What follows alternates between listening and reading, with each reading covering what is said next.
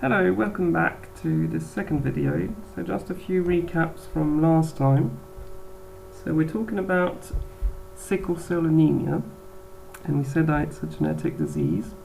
We had a look at the DNA sequences of beta globin, and we saw that in the two sequences of normal and mutant globins there are differences. So we saw that CTC in one of them is replaced by CAC in the other. So we can add that with going through, when we go from DNA to RNA, it's called transcription. So we can add that. Transcription is done by RNA polymerase. There we are. So after transcription, we obtain GAG and GUG. They are complementary of the template DNA strand. And then we go from RNA to an amino acid. That's the ribosome's job, and this is translation. So through translation, we can see that we associate a specific amino acid to a specific codon. So the codon GAG corresponds to a glutamic acid, and the codon GUG corresponds to valine. Okay, so this actually implies that there are changes. Indeed, if we go back to the amino acid, we can see that here there are two methyl groups, and these methyl groups are going to create what is called hydrophobic interactions. That means that an amino acid in this area can connect to an amino acid in that area. As a consequence, it's going to change the three-dimensional shape of the protein, of the polypeptide. So impact on the tertiary structure, so we've said it, no hydrophobic interaction. So the polypeptide will have a specific three-dimensional shape.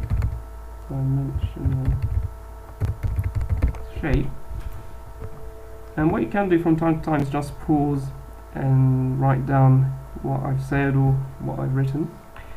Whereas for this one, because of these hydrophobic interactions, the three-dimensional shape of the polypeptide is going to be changed. Well, the polypeptide is changed.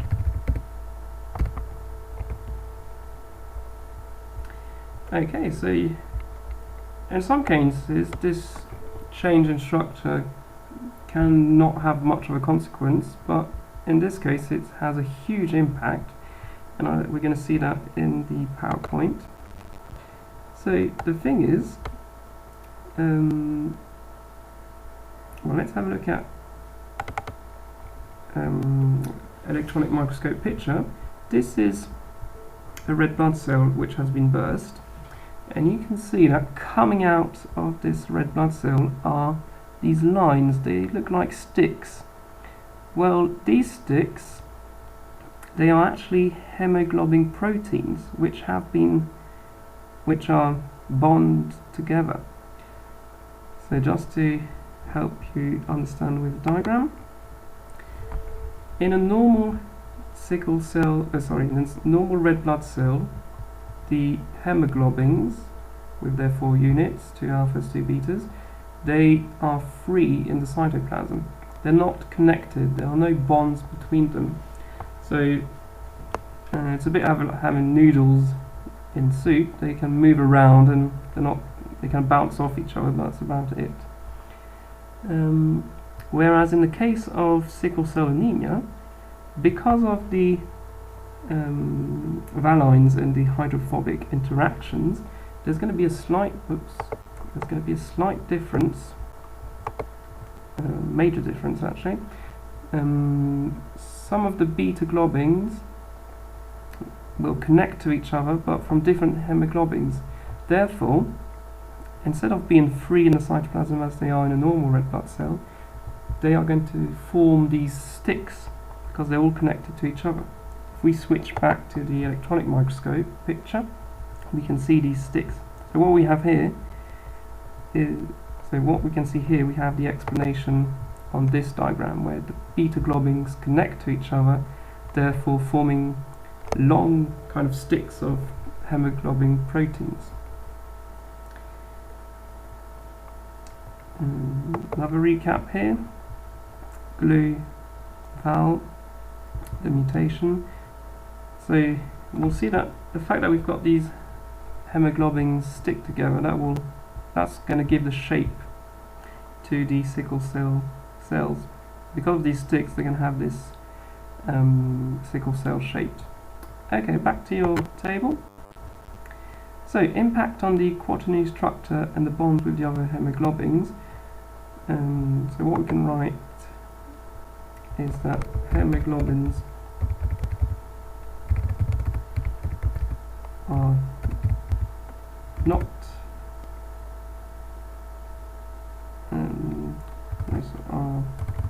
are free. We're going to put it in speech marks. Are free in the cytoplasm. No bonds between the different hemoglobins.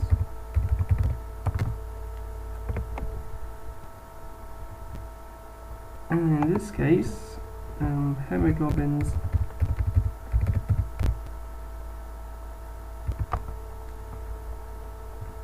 are bonded to each other.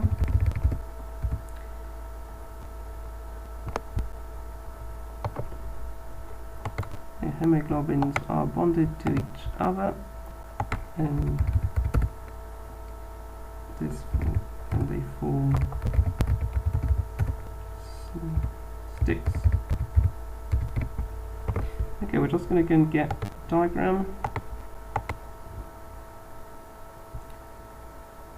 So I haven't added it, but what you can do on your sheet, okay, let's try and do this quickly. So it's really good if you have everything on the same page. That will make it easier for you to understand. So here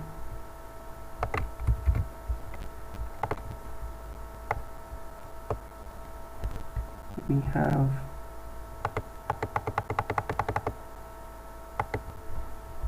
hemoglobins free in the cytoplasm. There we go. And next to that, so let's copy the other one.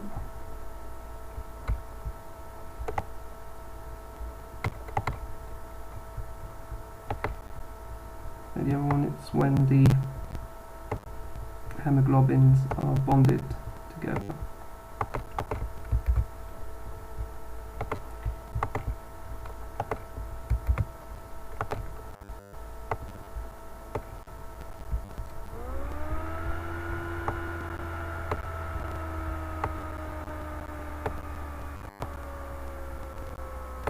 And here we go. So, recap. There's a mutation, a difference in the nucleotides in the DNA. Therefore, there's a difference in the RNA. Therefore, there's a difference in the amino acids. Therefore, there's a difference in the interactions within a polypeptide, within a beta globin. And therefore, that's going to cause differences between how the hemoglobins bind or not bind to each other, and that will have an impact on the shape of the red blood cell. So if I can get I'm going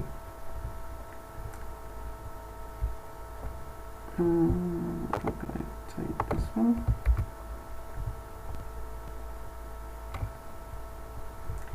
What you can either write it down or make a drawing. So shape of the red blood cell,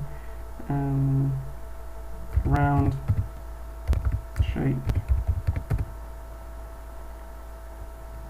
for the red blood cell. Okay, round red blood cells, there we go. Round red blood cells and sickle shaped cells, red blood cells.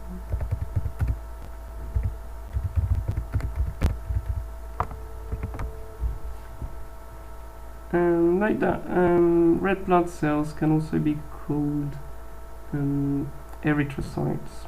You might see that in some documents. So at the end, anemia, so normal case, no anemia. And person who has the specific gene has anemia. So if you want precise symptoms, you have them in the paragraph previously. So tired, weakness, shortness of breath, poor quality to exercise. That's some of them. And you have the others in the... Oops, sorry. You have the others in the paragraph. So there we go. You've got all the sequence from DNA, going through RNA, amino acids, impact on the proteins, and impact on the phenotype.